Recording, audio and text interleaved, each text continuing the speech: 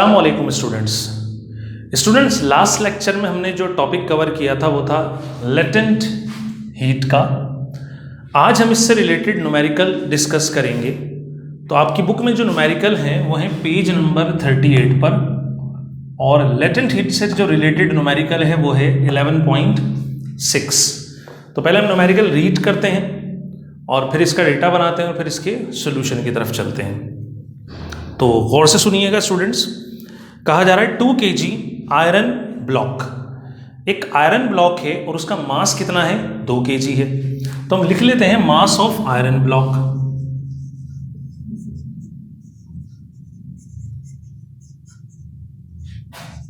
और मैं इसको MI कह देता हूं स्टूडेंट्स, मास ऑफ आयरन।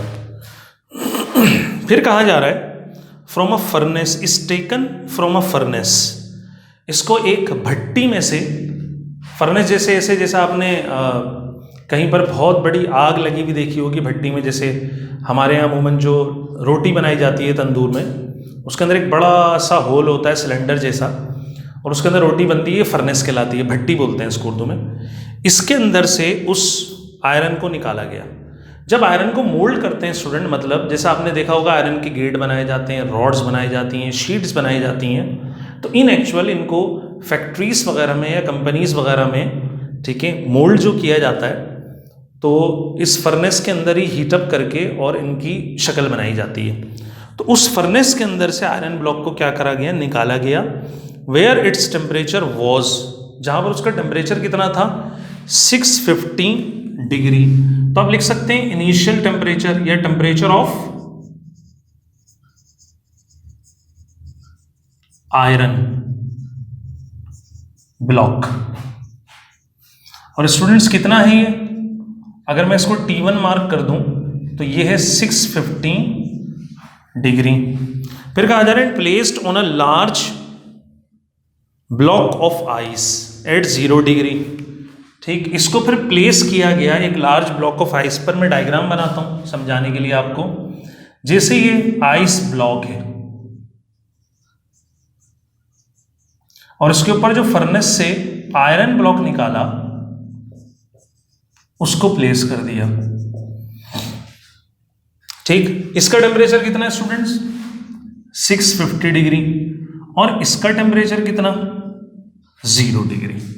ठीक, तो हम लिख लेते हैं टेम्परेचर ऑफ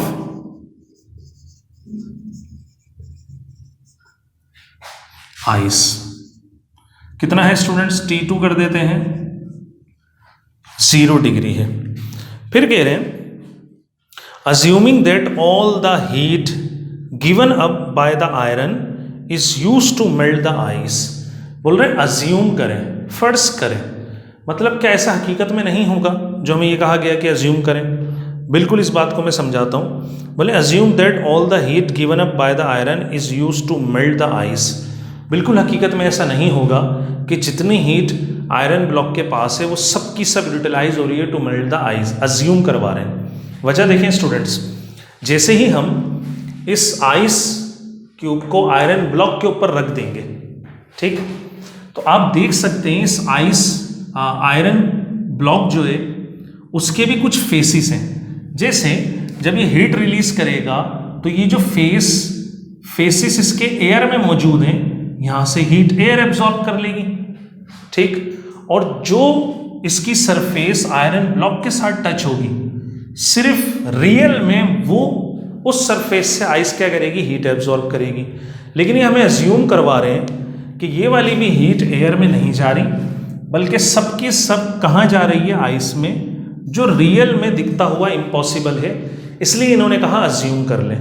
तो न्यूमेरिकल में जैसे कहा गया, हम उसी बात को अज्यूम करके सारी की सारी हीट जो आयरन ब्लॉक निकालेगा वो यूटिलाइज होगी to melt the ice block.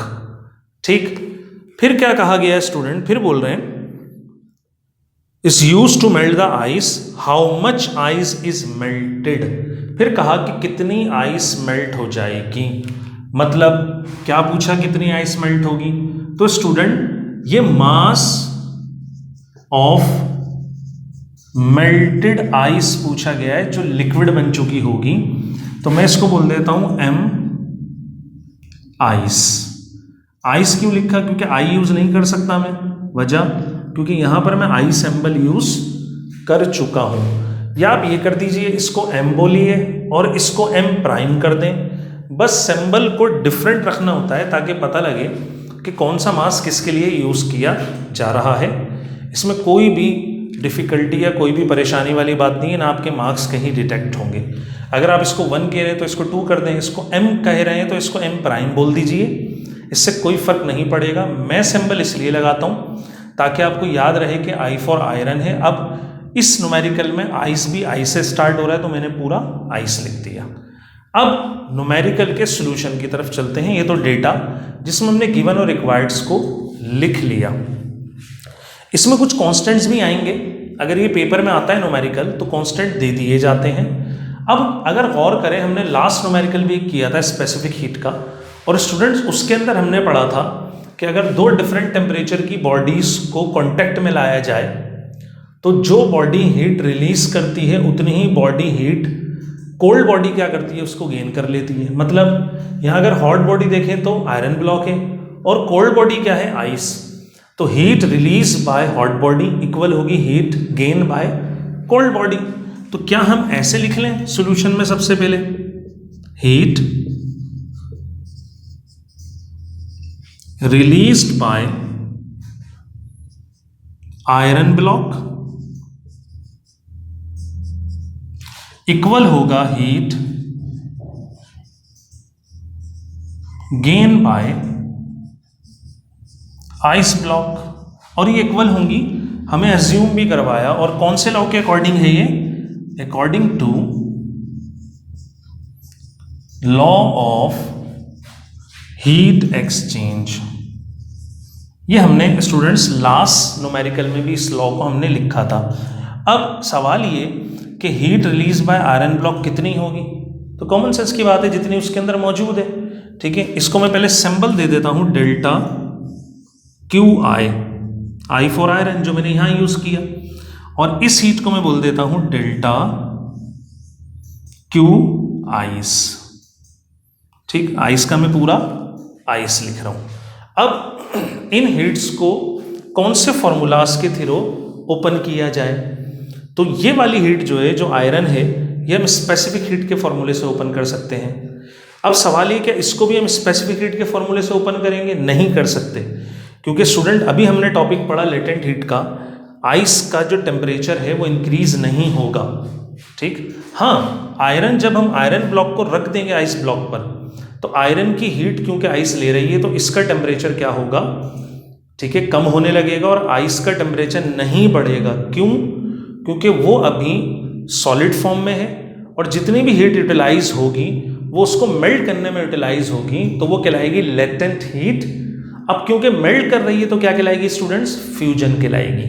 तो लेटेंट हीट ऑफ फ्यूजन वाले फॉर्मूले से हम क्या करेंगे, इसको कैलकुलेट करेंगे। इसीलिए ये न्यूमेरिकल मैंने कहा रिलेटेड टू लेटेंट हीट है। तो मैं डायग्राम को रब कर देता हूं और कैलकुलेशन को आगे बढ़ाता हूं। अगर आप चाहें तो इसको इक्वेशन नंबर आसानी के लिए 1 दे के लीव कर दीजिए, और इसको मैंने जैसे कहा आप इसको कैलकुलेट करेंगे स्पेसिफिक हीट के फॉर्मूले से, delta Q over M delta T. और अगर डेल्टा क्यू फॉर आयरन निकालेंगे तो ये होगा सी एम डेल्टा टी। ये दोनों वैल्यूज स्टूडेंट्स लेफ्ट पर आकर क्या हो जाएंगी? मल्टीप्लाई। अब ये आई मैंने आयरन के लिए लगाया क्यू के साथ। ठीक, यहां पर भी स्पेसिफिक हीट ऑफ आयरन कर दीजिए, और मास भी किसका होगा? आयरन का होगा। ये टेम्परेचर है किसका? Change of temperature iron block का। इस फॉर्मूले को हम किससे कैलकुलेट कर सकते हैं? इसको हम कर सकते हैं लेटेंट हीट के फॉर्मूले से।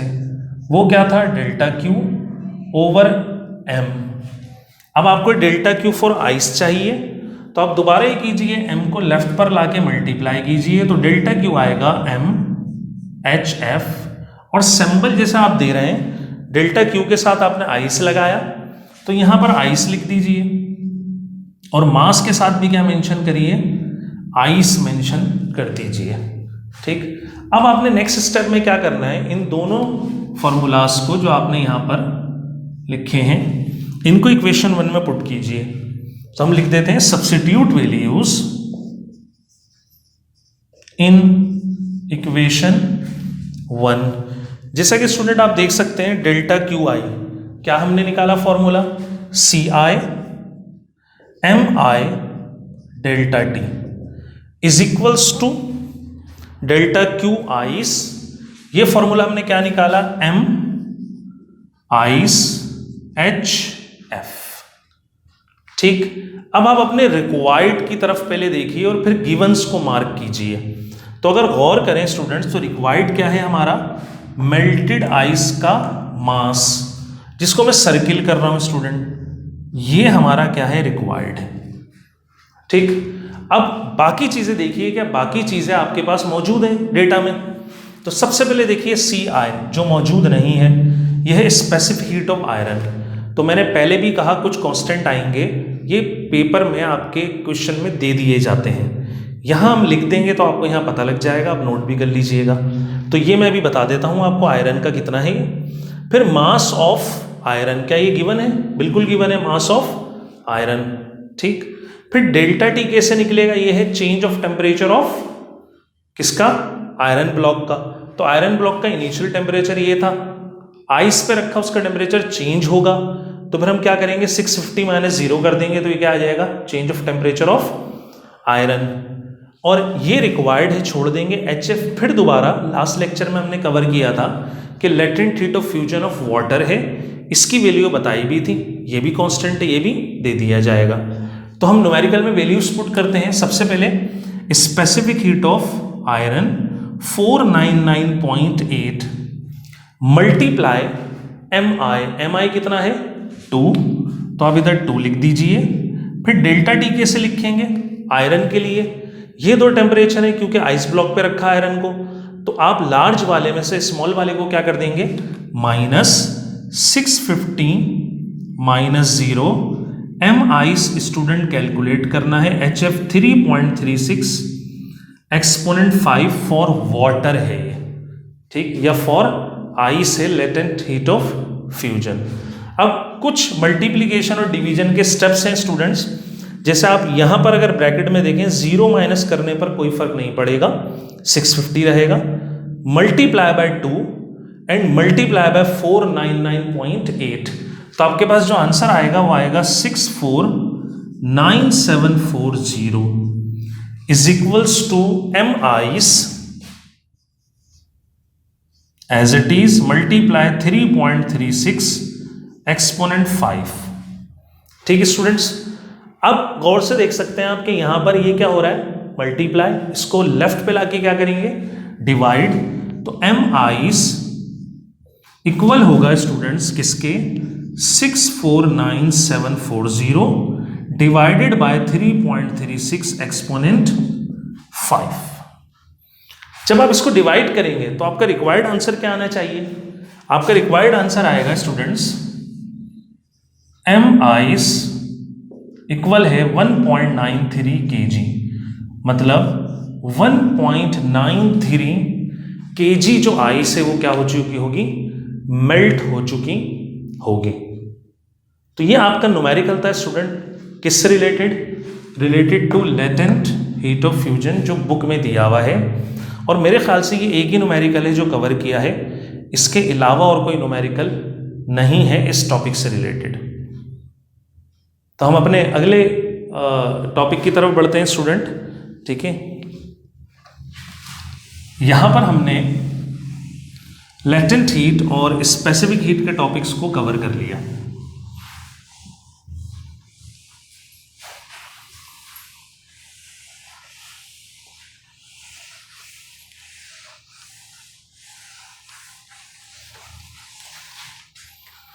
स्टूडेंट अब जो टॉपिक है दरअसल ये नेक्स्ट फेज भी है इस चैप्टर का। अभी तक जो हमने चैप्टर में पढ़ा वो हीट से रिलेटेड था, ठीक है, काइनेटिक मॉलिक्यूलर थ्योरी से रिलेटेड था, फिर दोबारा हीट से रिलेटेड स्पेसिफिक हीट और लेटेंट हीट ऑफ फ्यूजन जो हीट से ही रिलेटेड थे वो आए। अब बाकी टॉपिक भी हीट से रिलेटेड है, लेकिन ये अब फिजिक्स की एक अलग ब्रांच भी है और केमिस्ट्री में भी इसको पढ़ा जाता है, और आपने फर्स्ट ईयर केमिस्ट्री चैप्टर 5 में ये टॉपिक थोड़ा बहुत पढ़ा भी है। हम थोड़ा सा ज़्यादा पढ़ेंगे और फिजिक्स की लैंग्वेजेस में इसको स्टडी करेंगे। तो इस टॉपिक का नाम है थर्मोडायनामिक्स।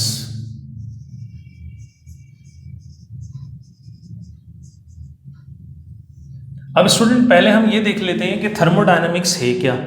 तो थर्मोडायनेमिक्स अगर आप गौर करें स्टूडेंट्स, तो ये दो वर्ड पे कंसिस्ट करता है, एक थर्मो और एक डायनामिक्स। थर्मो पहले भी लेक्चर्स में बताया मैंने स्टूडेंट्स, ये थर्मी से है और इसका मतलब हीट होता है, और डायनामिक्स ये डायनामिस से है और इसका मतलब पावर होता है। तो अगर आप इन दोनों को रिलेट कर दें तो फिर आपके पास इन एक्चुअल जो मीनिंग बनेगी थर्मोडायनेमिक्स की, वो बनेगी हीट से आप क्या एक्सट्रैक्ट कर लेते हैं, पावर, या पावर रिलेट करता है वर्क से और फिर वर्क रिलेट किससे करता है, एनर्जी से। तो आप इसको इन शॉर्ट ये बोल सकते हैं कि हम हीट एनर्जी को अनदर फॉर्म ऑफ एनर्जी में कन्वर्ट करते हैं। मतलब अगर आप हीट एनर्जी से वर्क लेना चाहते हैं या फिर आप उसको पावर में यूटिलाइज करना चाहते हैं, तो वो फिर वो किसका सब्जेक्ट बन जाएगा, थर्मोडायनामिक्स का। मतलब जहाँ जहाँ आप ये देखें कि हम जो प्रोवाइड कर रहे हैं एज इनपुट वो हीट है, और फिर जो हमें आउटपुट मिल रहा है वो कोई वर्क है मैकेनिकल जिसको हम यूटिलाइज कर रहे हैं, यूज़ कर रहे हैं, तो फिर वो किसकी ब्रांच होगी, वो थर्मोडायनामिक्स की ब्रांच होगी। तो थर्मोडायनामिक्स इन एक्चुअल स्टूडेंट्स क्या है, ये अब फिजिक्स की एक ब्रांच है that deals with the transformation of heat energy into mechanical energy. फिर दोबारा, ये थर्मोडायनामिक्स क्या है, थर्मोडायनामिक्स फिजिक्स की ब्रांच है, the branch of physics that deals with the transformation of heat energy into mechanical energy. और mechanical में जो मोस्टली हम एनर्जीज को स्टडी करते हैं स्टूडेंट्स, वो काइनेटिक और पोटेंशियल एनर्जी हैं। मतलब हीट को mechanical energy, kinetic, potential energy में ट्रांसफॉर्म करने जिस फिजिक्स में हम स्टडी करते हैं ट्रांसफॉर्मेशन, वो ब्रांच क्या कहलाती है, थर्मोडायनामिक्स कहलाती है। और वो principles, all those principles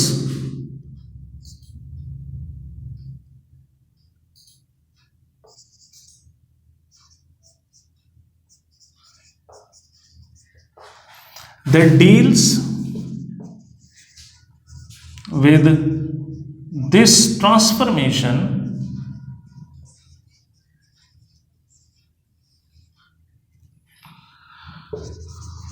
are known as laws of thermodynamics। वो सब जो इस ट्रांसफॉर्मेशन के प्रिंसिपल्स हैं या रूल्स हैं, वो सारे प्रिंसिपल जो ट्रांसफॉर्मेशन में यूज होते हैं वो क्या कहलाते हैं, लॉज ऑफ थर्मोडायनामिक्स। आपके कोर्स में जो लॉ हैं वो स्टूडेंट दो हैं, एक आपने फर्स्ट ईयर में भी पढ़ा जो कहलाता है फर्स्ट लॉ ऑफ थर्मोडायनामिक्स,